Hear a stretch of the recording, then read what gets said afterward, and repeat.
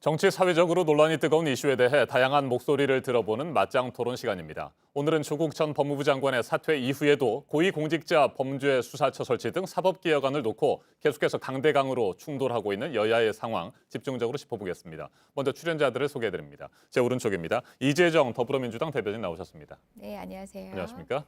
그리고 제 왼쪽입니다. 김연아 자유한국당 원내 대변인입니다. 네, 안녕하십니까? 네, 어서 오십시오.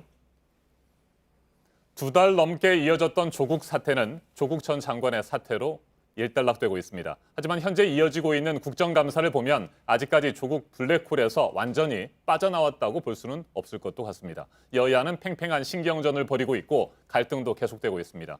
토론 시작하겠습니다. 벌써 이틀이나 지났습니다. 그래도 짚어보고 먼저 짚어본 뒤에 가야 될 것 같습니다. 두 분께서 조국 전 장관의 사퇴 예상을 하셨는지요? 이재정 대변인.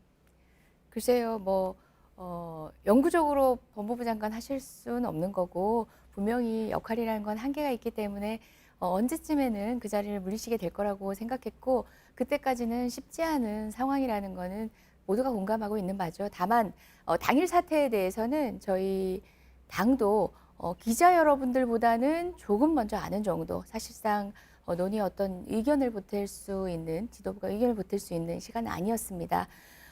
당황스럽기도 하고 한편으로는 안쓰럽기도 하고 놓아주어야 하는지 아니면은 그분이 계속 하고 있었던 일에 대한 공백에 계속 권유를 할 시간이 있었어야 하는 것 아닌가라는 여러 가지 생각들이 복잡한 하루였는데요.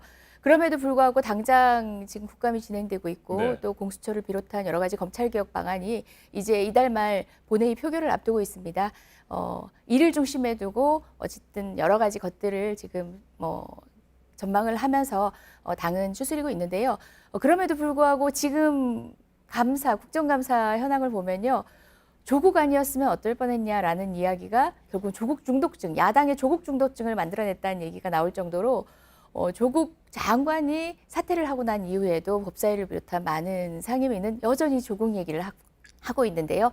향후 정치전국 역시도 오늘 2+2+2 회동 네. 역시도 그와 같은 방식으로 진행되어서는 안 된다는 생각이 들어서 여기 나오신 또 원내대변인이시니까 각별히 당부를 좀 드리고 싶습니다. 네, 기자들에게 조국 전 장관의 사퇴 입장이 전달된 것이 월요일 오후 1시 반쯤이었잖아요. 예. 조금 더 일찍 알았다고 한다면 오전이었습니까? 아니면 오후 1시 언저리입니까?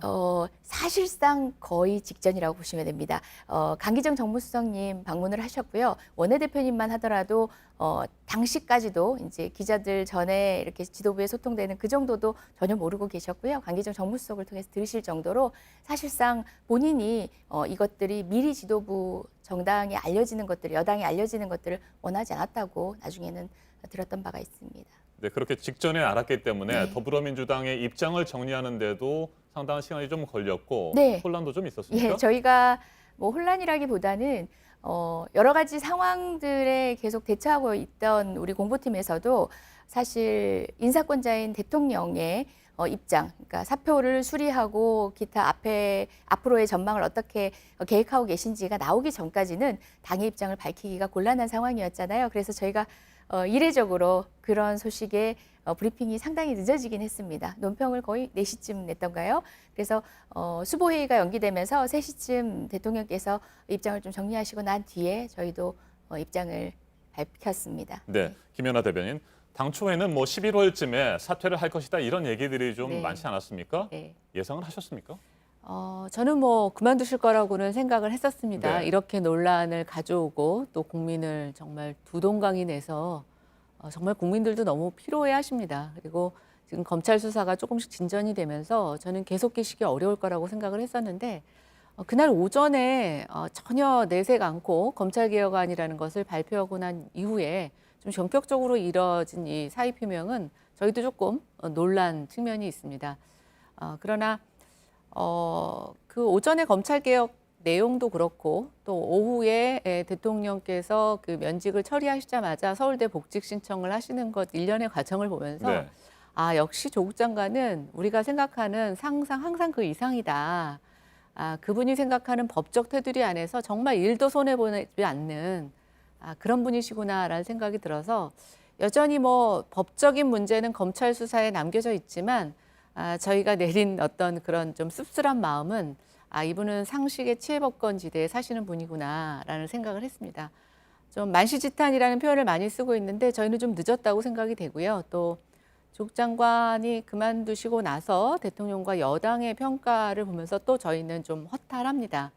어쨌든 이런 사태가 벌어지게 된 것에 대한 대통령의 책임이 조금 더 무겁게 전달이 되었어야 된다고 생각이 됩니다. 그러나 그런 것보다는 언론의 탓, 또 검찰개혁이라는 사실은 새로운 어떤 화두를 던지시면서 조국 장관의 어떤 잘못된 인사, 이런 지금 우리의 관행을 만들어 놓으신 것에 대한 것을 슬며시 넘어갔다라고 하는 것은 그동안 10월 항쟁이라고 불리는 많은 국민들이 나와서 대통령께 외쳤던 그 모든 것에 대해서 정말 좀 찬물을 끼얹는 듯한 그런 느낌을 받아서 좀 걱정입니다. 국민들의 분노가 사그러들지. 그러나 분명한 건 지금 한 연이어서 3주째 네. 민주당과 대통령의 지지율이 굉장히 떨어지고 있었고 조국 장관의 마지막 사퇴의 변처럼 대통령 지지율을 떨어뜨리는 불쏘시개 역할은 분명히 하셨다는 생각이 듭니다. 네, 줄곧 조국 전 장관의 사퇴를 자유한국당에서는 요구를 했습니다. 네. 그런데 말씀하신 것처럼 뭐 갑작스럽게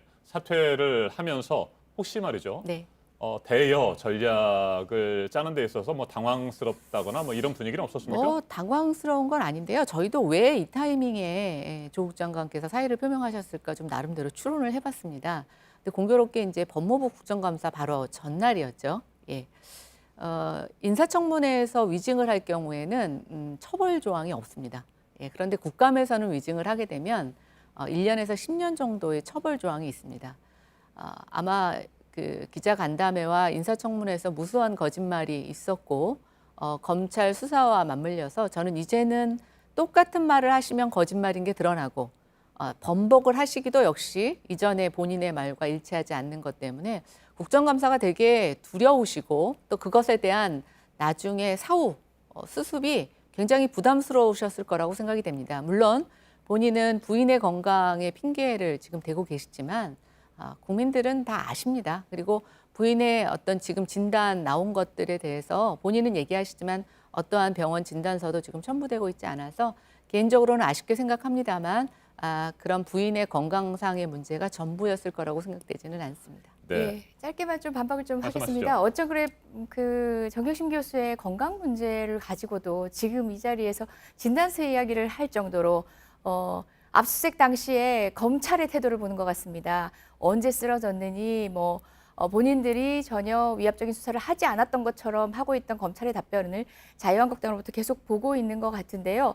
특히 청문회는 뭐 증인에 대한 처벌 규정이 없지만 국감은 처벌 규정이 있기 때문에 그것이 두려워 직전에 그만둔 것이 아닌가라는 대목에서는 전 실소를 금할 수 없었는데 그 말을 이 아침에 다시 반복하실 줄은 몰랐습니다. 너무 어린애 같은 이야기입니다. 정말 정치적으로 어떤 사건을 대했을 때 종합하고 판단하는 그런 지점들이 그 수준밖에 되지 않는지 저는 그런 생각이 자유한국당을 보면서 들었습니다. 검찰이요, 심지어 이런 얘기가 돕니다. 사람이 죽어나가야 끝날 것인가라고 할 만큼 조국 교수에 대해서는 일체의 혐의도 정말 먼지 털끝만한 혐의도 드러난 게 없습니다. 그런 상황에서 조국을 피의자로 2달간 즐기시지 않았습니까? 검찰과 자유한국당은 정말 국민들 입장에서 보기에는 한통속이구나라는 생각이 들 정도로 많은 정보를 교류하시면서 국회에서 정쟁으로 또 검찰은 강압수사로 역사에 길이길이 남을 그런 수사를 하지 않았습니까? 조국 장관이 남긴 것, 검찰개혁 그리고 특수부 폐지 46년간 하지 못했던 것 아닙니다. 공소권과 수사권이 결합된 채로 이렇게 묶여져 온 걸로 따진다면은 우리나라 검찰 생긴 이래로 처음 우리가 맞이하게 되는 개혁의 순간입니다. 그 누구도 못했던 것 조국 장관이 해낸 것입니다. 그렇지만 그 희생이라는 것, 그 가족과 당사자의 희생이라는 것은 너무 안타깝고 이 부분만큼은 향후에도 검찰 또는 이와 함께 협조한 자에 대해서는 단호한 법적 책임을 물어야 할 것이라고 생각합니다. 저는 법조인으로서 그 부분을 정말 감내하기가 너무 힘들었는데요. 막연한 조국 장관의 지지자, 정치적 지지자들도 울분을 토하지 못했지만 제가 읽었던 법에서 도저히 용납할 수 없는 지점들이 드러난 것들을 보면서 정경심 교수의 지금 공소장에 대해서 그 어떤 특정도 하지 못하고 심지어 간첩 사건에서도 허락하는 수사 기록조차 등사하고 있지 못하고 공소 제기하고 이만큼의 시간이 흘렀는데도 공범자도 찾고 있지 못한다고 합니다. 이런 경우 없었습니다. 예, 제가 대한민국에서 둘째가라면 서러울 만큼 각종 특수 형사 사건에 정말 뭐 숫자로 따진다면은 정말 제가 뭐 자랑할 정도라고 생각하는데요.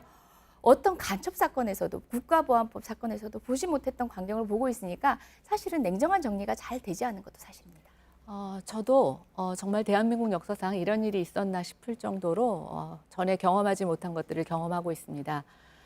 뭐 이재정 대변인은 실소를 한 번 지금 하시나 본데요. 저는 최근에 조국 사태와 관련해서 민주당과 청와대의 모습을 보면서 실소 정도가 아니라 이제는 웃을 기운도 없습니다. 정경심 교수에 대해서는 그렇게 많은 측은지심을 갖고 계신 분이 최근 1년에 몇몇 언론사에서 조국 장관을 수사하던 여기사들이 받고 있는 일종의 성희롱에 가까운 집단, 성폭행, 언어폭행, 뭐 이런 것들에 대해서는 전혀 양심의 가책이 없으신 것 같아요. 이재정 대변인도 여성이고 저도 여성입니다. 지금 법조계를 또 조국 장관을 취재했던 언론인들이 얼마나 많은 고충을 겪고 있는지 한번 좀 그걸 되돌아보셨으면 좋겠고요. 왜 하필이면 그동안 하지 못했던 특수부 축소 또 피해자에 대한 인권에 대한 그 대상이 하필이면 본인 부인인지 본인 가족인지 정말 역사상 이런 검찰 개혁을 할 수 있는 분은 저는 조국 장관 한 분뿐이라고 생각됩니다. 정말 대단하신 분이고요. 제가 아까 말씀드린 것처럼 항상 우리가 생각하는 상상 그 이상입니다. 저는 어제 복직을 신청하시는 거 보고 정말 놀랐습니다. 그러자도 어제 사의표명을 하시면서 그저께 사의표명을 하시면서 서울대 학생들이 이 복직 여부에 대해서 굉장히 많은 불만 또 많은 그것에 대한 원망을 하고 있었습니다. 그래서 저도 이번에 이제 교육부 국감이었는데 교육위 국감에서 서울대에 가서 총장님께 여쭤봤어요. 지금 이런 상처를 남긴 상태에서 복직이 가능하고 정상적인 수업이 가능하겠느냐. 근데 총장님도 사실은 답변을 뚜렷이 못 하시더라고요. 그런데 어차피 30일이 되면 자연 복직이 되는 그것을 면직되자마자 20분 이후에 복직을 신청하시는 도대체 이거는 단 한 푼의 하루치의 월급이 중요하신 겁니까? 아니면 자숙의 시간이 필요 없으신 겁니까? 도대체 저는 무슨 의지에서 이런 얘기를 이런 행동을 하시는지 좀 알 수가 없고요. 보면서도 여전히 자유한국당은 조국 중독증, 조국 아니었으면 자유한국당의 문제가 아니고요. 저희와 같이 하는 모든 국민들의 분노가 있습니다. 민주당은 자꾸만 자유한국당을 통해서 조국 장관을 비판하고 조국 장관에 대해서 분노하는 국민들을 정말 저는 모멸하지 마십시오. 그건 굉장한 치욕입니다. 국민들 여당이시고요. 민주당은 집권 여당입니다. 이제 정당 그냥 공당이 아니고 집권 여당입니다. 반대하는 국민들을 어떻게 끌어안으실지에 대해서 고민하셔야 됩니다. 알겠습니다. 여전히 김연아 장애 대변인 투쟁을 잠깐만요. 하시겠다는 자유한국당이 너무나 한심스럽습니다. 이제 검찰개혁 시작하시죠. 그간 검찰개혁 하고 싶지 않았다는 거 계속 조국이란 말로 대체하고 계신 것 같은데요. 국회의 시간입니다. 국회에 와주세요. 아닙니다. 저는 이번 조국 사태를 통해서 민주당이 주장하는 공수처가 얼마나 허구인지 그것이 검찰 장악을 위한 얼마나 음모 섞인 개혁인지를 국민들이 아셨다고 생각됩니다. 저희도 이제 치열하게 논의하겠습니다. 그리고 정말 용감스럽게도 민주당 안에서 금태섭 의원께서 어제 국감장에서 공수처에 대한 부적절성 또 이것이 지금 갖고 있는 모순에 대해서 지적해 주셨습니다. 저는 정말 그 용기 있는 지적에 감사하다는 말씀 드리고요. 앞으로 정말 저는 공수처는 본격적으로 논의해 가면서 이것이 제대로 된 검찰 개혁인가에 대해서 논의하고 수정해 가고 또 이것이 정말 무리하다면 저희는 막아내야 된다고 생각합니다. 알겠습니다. 잠깐만요. 제가 조금 전에 끼어들려다가 또 실패를 했습니다. 준비된 주제들이 많이 있기 때문에 이 정도에서 마무리를 하고 다음 주제로 넘어가야 되는데 그 전에 김연아 대변인께서 아주 강하게 또 지적을 하셨던 부분이 조국 전 장관이 퇴임하자마자 곧바로 서울대 법학전문대학원에 복직을 했다는 부분입니다. 이 부분에 대해서 짧게 말씀을 듣고 다음 주제로 넘어가 볼까요? 사실상 불가능했던 상황이 아닙니다. 조국 교수라는 사람이 이뤄왔던 사법개혁 전반에 대한 본인의 성과들은 사실은 후학을 위해서 필요한 것이고요. 이후에 본인이 어떤 결단을 하는지는 본인께 맡겨두십시오.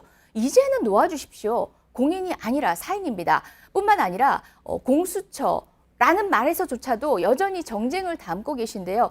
우리나라 같이 기형적인 이 부분은 제가 말씀을 좀 첨언해야 되겠다 생각을 드는 게 김연아 대변인께서 좀 말씀 많이 하셨어요.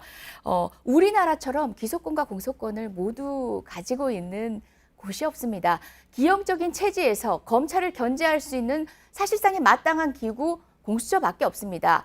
공수처를 반대한다라는 얘기는 다시 이야기해서 검찰개혁을 반대한다라는 얘기로 들릴 수밖에 없을 정도로 왜 공수처가 아니면 안 되냐라고 묻는 분께 그렇게 말씀드리겠습니다. 우리나라 기소권과 수사권 분리만으로는 힘든 검찰의 권력과 융합되어 온 그간의 검찰 역사를 바라본다면 공수처와 같은 특수기구가 필요합니다. 뿐만 아니라 야당의 여러 의견을 받아들여서 정말 국회 통제가 가능한 방식으로 이미 조율되어 있습니다. 그럼에도 불구하고 공수처란 단어 하나에 목매고 계신 것은 조국의 어떤 혐의도 없는 그런 사실은 들여다보지 않고 조국이란 말로만 정쟁으로 꺼리로만 삼고 있었던 모습하고 다를 바가 없습니다. 검찰개혁 하기 싫으신 거 아니시면은 정말 내용을 가지고 국민께 조금 설명드려 주시면 어떨까라는 생각입니다.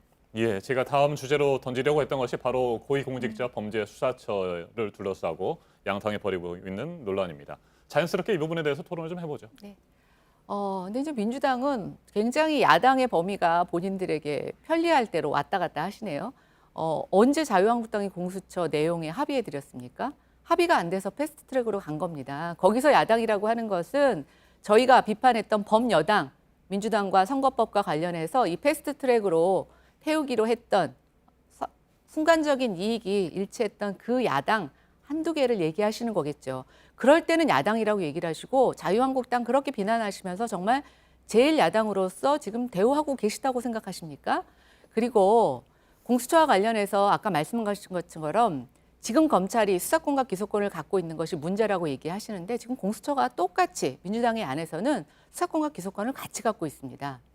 검찰을 견제하자고 어나더 검찰, 특히 대통령이 뭔가 주물를 수 있고 대통령의 비리에 대해서, 대통령 친인척 비리에 대해서 개입할 수 있는 여지를 갖고 있는 또 다른 공수처를 만드는 것이 어떻게 검찰개혁인지 한번 묻고 싶고요.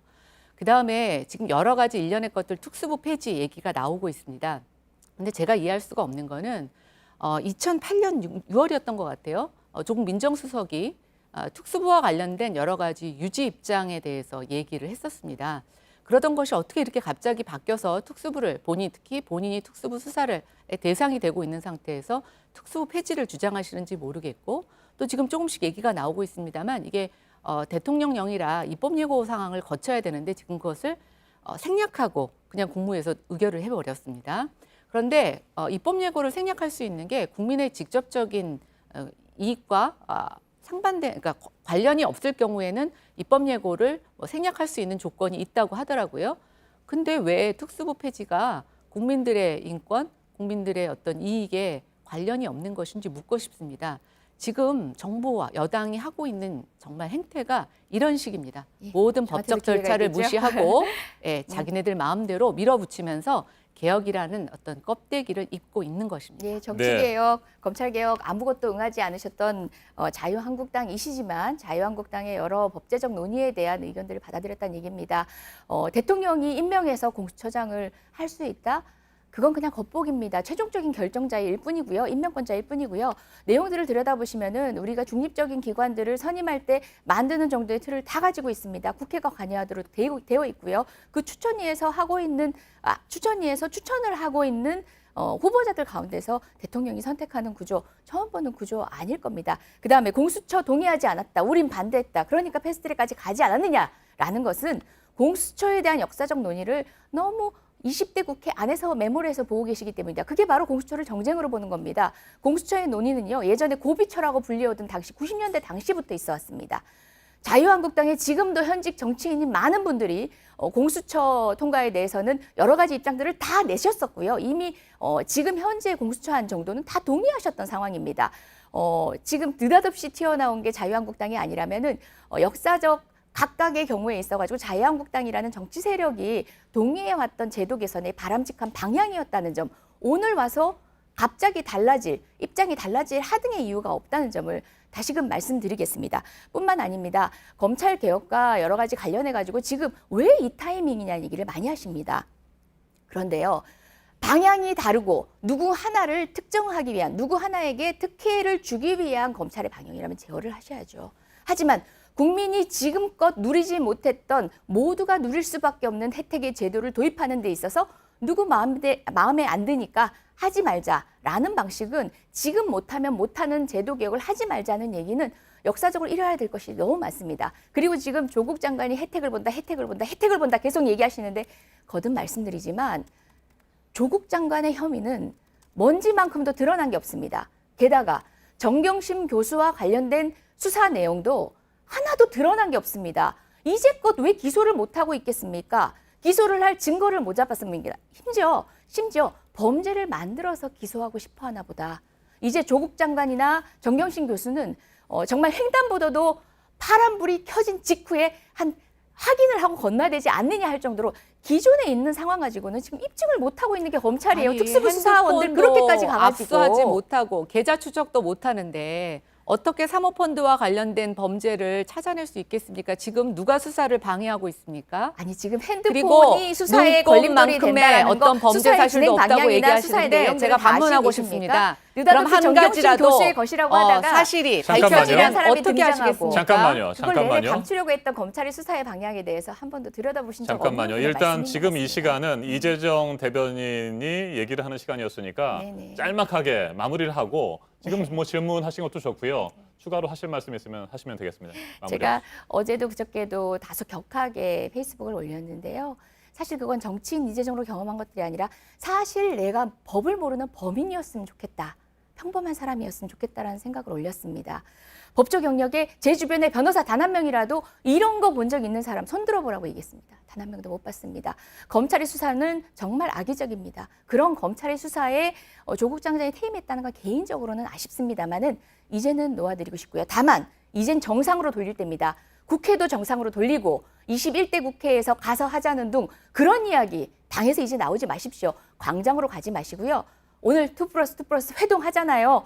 그 회동에서 진지한 고민 이어가 주시고 하시던 조국에 대한 집착 이제는 버려주시면 정말 네, 감사하겠습니다. 정리하시죠. 됐습니다. 김연아 대변인 말씀하시죠. 예, 감사합니다. 저는 민주당에게 감사합니다. 그동안 민주당이 입고 있었던 그 가짜의 껍질들, 개혁이라고 하는 가짜의 껍질들이 벗겨지면서 국민들이 이제 어떻게 나라에 대해서 생각해야 되는지 또 앞으로 어떻게 정치인을 뽑아야 되는지 알게 해주신 아주 귀한 사례였다고 생각합니다. 지금 그 어느 때보다도 민생이 중요합니다. 민생 열심히 해 나가겠습니다. 협조해 나가겠습니다. 네, 그러나 그렇습니다. 저희가 국회외에서 장외에서 무엇을 하던 그것은 저희가 저희를 지지하시는 또 저희가 필요한 국민들을 위해서 할 수 있는 야당의 역할입니다. 그것에 대해서는 저희에게 뭐라고 하실 수 있는 일은 아닌 것 같고요. 저는 다시 한번 그렇게 말씀드리고 싶습니다. 세상에 우리가 아무것도 예단할 수가 없습니다. 그러나 민주당 의원들께서는 매번 조국 장관에 대해서 하나의 혐의가 없다, 뭐 눈꼽만큼의 혐의도 없다라고 하는 법조인 것들을 얘기하는 얘기입니다. 얘기하시면서 법조인이라고 해서 이재정 대변인이 경험한 모든 것이 법조의 모든 것들을 설명할 수 있다고 하는 것이야말로 저는 또 다른 독선이라고 생각합니다. 그래서 저는 그건 아니라고 생각이 되고요.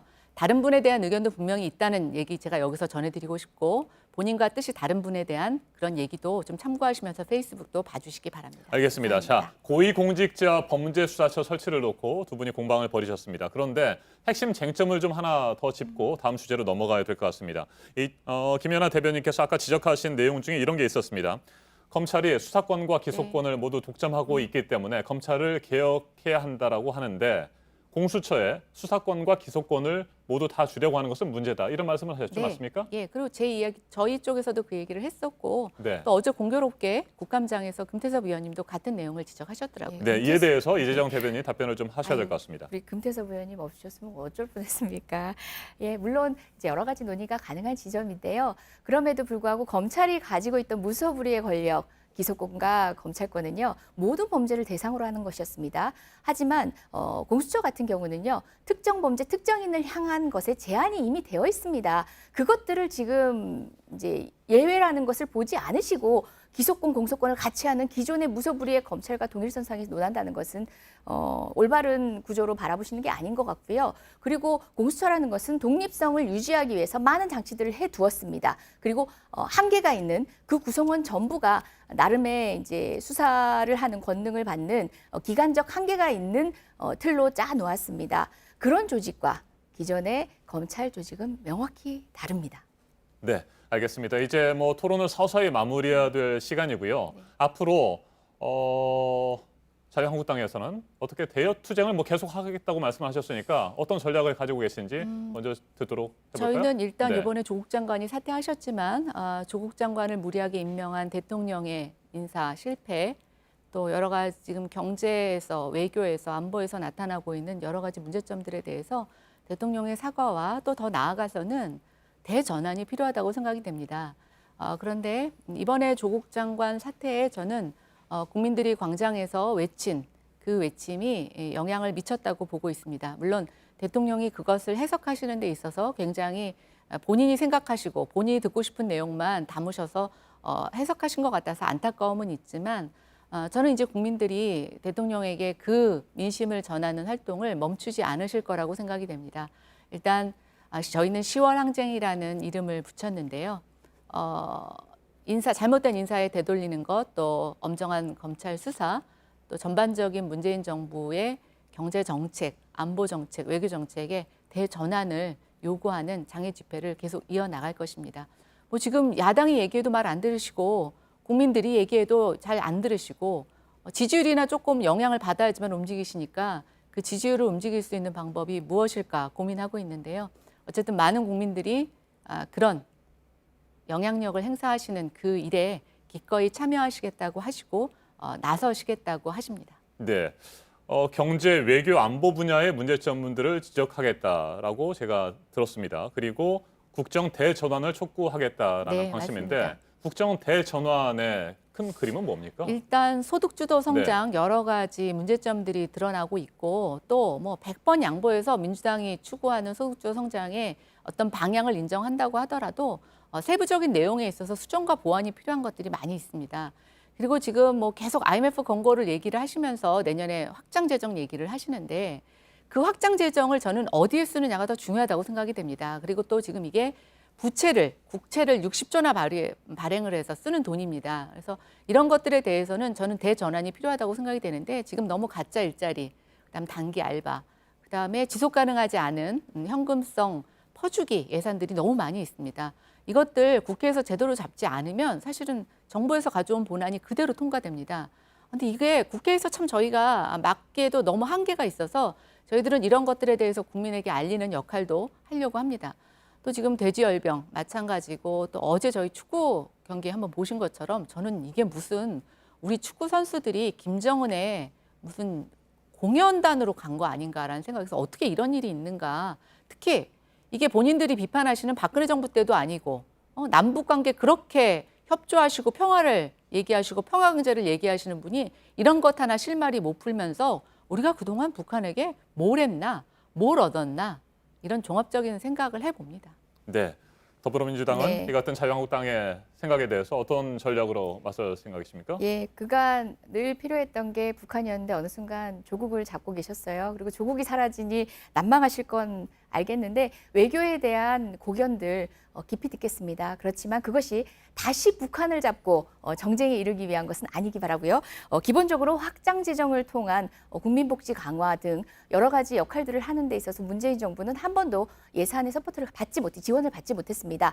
사실상의 확장 재정, 문재인 정부표 확장 재정을 할 수 있도록 도와주시길 부탁드리고요. 지난 조국 대전 그 긴 시간 동안 국민들도 많이 지치셨을 것 같습니다. 그럼에도 불구하고 그 결과적으로 확인하게 된 내용들, 사법개혁에 대한 국민의 열망, 여러 가지 지표들을 뭐 본인한테 유리하게 뭐 여당이든 야당이든 끌어다 댔겠지만 그럼에도 불구하고 공고하게 불변했던 것은 사법개혁에 대한 지지였습니다. 21대로 돌리시지 마시고 20대 국회에서 반드시 해야 되고 그 시간은 이제 얼마 남지 않았습니다. 광장도 좋고 어떤 정치도 좋지만 중요한 것은 20대 국회에서 성과를 내는 것입니다. 그것이 개혁을 하지 않겠다란 말로 지금 국민께 들리고 있는데 한번 점검을 통해서 우리 20대 국회가 마지막 성적표 이렇게 초라하게 가져갈 수 없잖아요. 실질적인 논의로 이어가 주시길 바라고요. 그러면서도 한 가지 아쉬운 점이 있습니다. 우리가 협상을 하고 대화를 하고 상의를 해야 될 자유한국당의 모든 분들이 사실상 지금 처벌을 앞두고 있습니다. 이제 수사 이후에 기소되고 처벌을 앞두고 있고 뿐만 아니라 지금 광장에서 지르신 일 중에 광장의 모두를 폄훼하지 않습니다.